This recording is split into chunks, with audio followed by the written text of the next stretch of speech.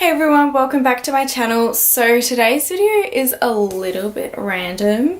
It's very random actually. So it's a little sleeping video. Just really about how to sleep better, how to go to sleep earlier, how to wake up earlier, how to get just better quality sleep, and how to build like a good sleeping routine.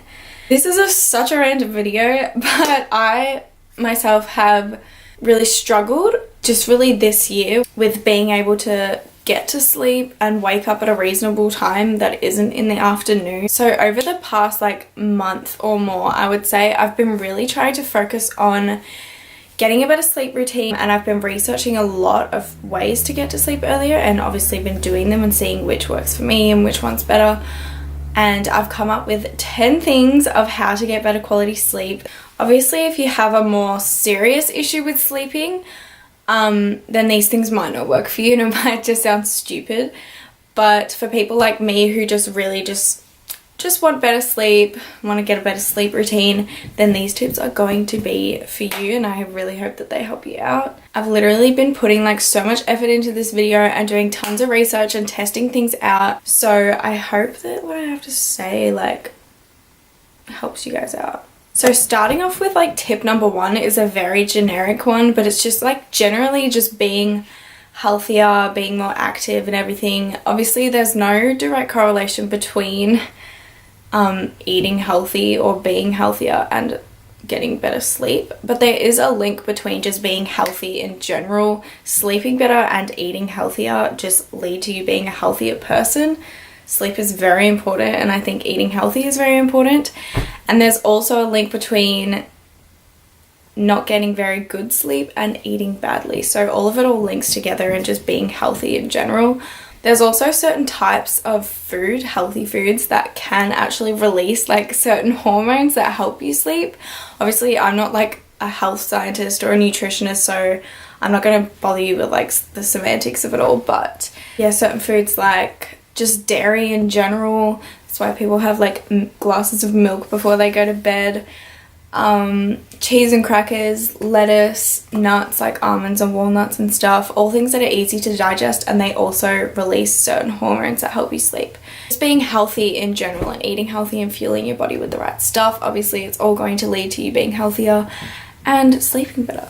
Also, obviously being fit and physically active throughout the day is going to use up energy, which in turn is obviously going to make you more tired out throughout the day. And you can do this anyway. You don't have to specifically exercise or go to the gym or whatever. Just vacuuming around the house or going for a quick walk or doing just a quick 15-minute workout in the house or walking up the stairs. What am I talking about? Or you could even do it with a friend. Just grab a friend or a sister or a brother or a mum and just walk around the block or something like that. Just anything that's expending energy is obviously going to tire you out, and use that energy that you get from the food that you're eating throughout the day. So my second tip is also kind of relating with food, and it is try not to eat after 8 p.m. or just maybe like an hour or 2 hours before you go to bed. This one is pretty obvious. Just when you're eating things close to bedtime, obviously your stomach is going to be putting like a lot of energy into trying to digest these foods, and if you're trying to go to sleep on a full stomach, then your stomach isn't going to be able to get that rest that it needs, and it's just going to be working trying to digest these foods. It can also lead to like heartburn and stuff, so it's best just not to eat, especially fatty things. Just try not to eat too close to bedtime. It's not good for your stomach, and it's not really good for you at all, and it's gonna lead to you just not getting a quality sleep or being able to get into deep sleep. If you do just feel really hungry, then I'd suggest going for foods, as I was talking about before, like bananas or just dairy or nuts or lettuce or cheese and crackers or just a glass of milk. Anything that's easy to digest and can release those hormones that help you sleep is good. Better than going to sleep on a full or empty stomach. Tip number 3, try drinking chamomile tea or chamomile, I don't know how to say it, chamomile tea, maybe around 30 minutes before bed. don't just drink any tea, because tea does have caffeine, so it's obviously going to keep you awake if you don't drink the right tea. But chamomile tea really helps to relax the nerves and just calm you down. And I think that it also releases a chemical that helps you sleep. Everything's all sciencey, releasing chemicals and hormones. I'm not sure, but yeah, it is proven that chamomile tea does relax you, and anything warm in your body, it just feels good, makes you feel relaxed, de-stresses you. So yeah, chamomile tea. I have this special sleep tea that I bought that's got chamomile tea in it. It's kind of gross. I don't really like tea, but it definitely does calm you down and relax you and makes you feel warm and cozy. So yeah, that's the sleep tea that I use. And then number 4, having a hot bath. Any excuse to have a hot bath. Like, having a hot bath near before bed, not too close to bed, because then your body's going to be super hot and it's not going to be able to sleep, but just around 2 hours before bed, having a hot bath can really relax your body and relax those muscles and just de-stress you from a stressful day. Even without all the sciencey stuff to it, just having a bath, like when you have one, you just feel so relaxed, and you can just feel your muscles just feel all shaky and good and just relaxed. Having bath seriously makes me so drowsy, so having one like close to bed, like 2 hours before bed, is definitely gonna help you get to sleep. And when it comes to actually getting to bed, try and make your room as dark as possible. I'm so bad with this because I'm like scared of the dark because I'm a loser. But yeah, I can't sleep in like pitch black. So even just having like fairy lights on or something, or a little lantern. The TV is not good to have on when you sleep, which I'm guilty of because I just like hearing people talk. I don't know why, I'm just weird like that. I can't sleep in silence. It just like unsettles me. So yeah, I usually do have the TV on, but it's not good for you. It's really bright and it's also distracting, especially when I usually have Adventure Time on, so it's very distracting. I just want to know what's going on.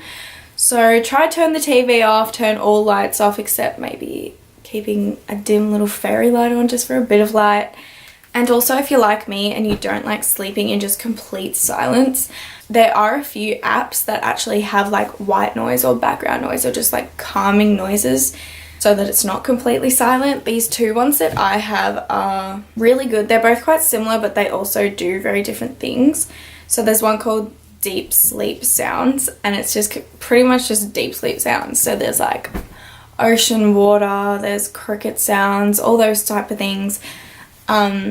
This one has more, I don't know, I like the sounds on this one better, but my other app, Relax Melodies, this one's very cool because you can literally make your own like melody. You can pick and choose different calming sleeping noises and just put it together in a melody, and you can just play that. I think that's really cool and really fun. I don't know, I've never really seen anything like that, so I really think that one's pretty cool.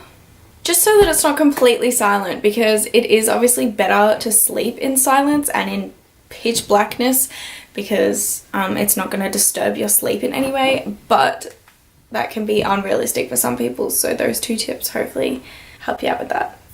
Tip number 6, this one's pretty obvious, but try and get off your phone or any electronic devices at least 30 minutes before you go to sleep. I'm sure you guys have heard it all before, but the blue light in the screens pretty much just tell your brain that it's not time to sleep yet. It's pretty much just making your brain awake and not letting it take that time to just calm down and get into sleepy mode. So something to help me with this is I try and put my phone or my iPad, my phone's broken at the moment so I'm using an iPad, but just try and put it as far away from the bed as possible. This is also really good because you can charge it there, and in the morning when you wake up, if your alarm goes off and it's far away, then you literally have to get out of bed and turn it off. As annoying this can be, as soon as you get out of bed, you're kind of like, okay, well, I might as well just wake up now.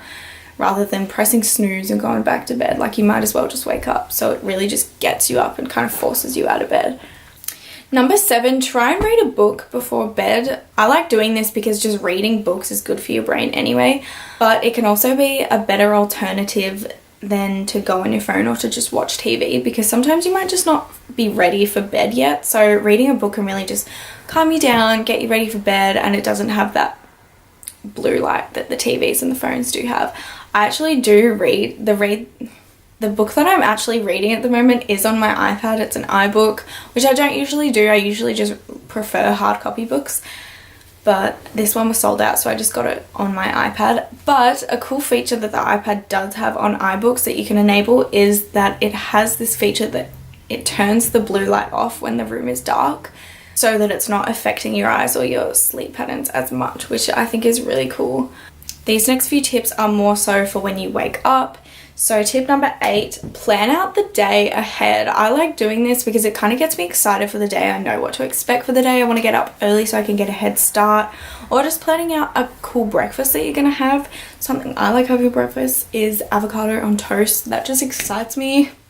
So if I know that I'm going to have that for breakfast in the morning, then I'm going to want to get up and get that in my belly as soon as possible. Or if I know I have some exciting stuff to do the next day, then I'm going to want to get up and it's exciting. So that kind of helps you to have some sort of motivation to get up in the morning, or get up earlier than like 1 p.m. Number 9, keep at it. Like, a routine is not built overnight. You're not just going to go to bed at 11 p.m. and then wake up at 7 the next day and then you're like, every day I do this. Like, no, that's not gonna happen. You have to keep at it. Don't beat yourself up if it doesn't work out in the first few days. It's a habit, essentially. It's a routine. You have to build it, and it will eventually get there, and it will just be a routine, and it'll be your natural body clock to just wake up early or get tired at 10:30 or 11 p.m.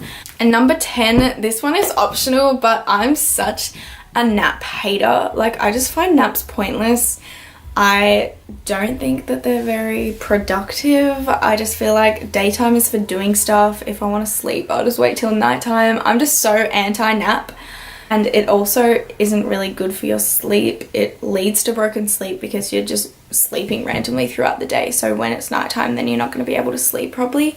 But for some people it is good because it gives them that sort of like refreshing feel and a burst of energy throughout the day. But personally, I just don't think that napping is good if you want to build like a solid sleep routine or get good quality sleep. But at the end of the day, it's up to you whether you want to sleep. Some people find it very helpful for their own sleeping patterns, so really it's up to you, but I don't like napping.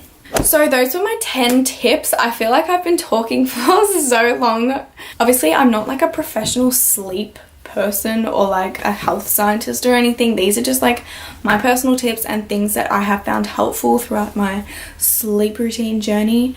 And yeah, I hope that they help you guys in any way, or at least one tip has helped you. And if you want to, just leave a comment down below or like this video, and of course subscribe to my channel because I do make videos very frequently, and trust me, they're not always as random as this video. I just felt like this video would be helpful and fun to make. So yeah, that's all from me today, and I hope you guys have a wonderful day, and I will see you in my next video that won't be about sleeping. So see you guys.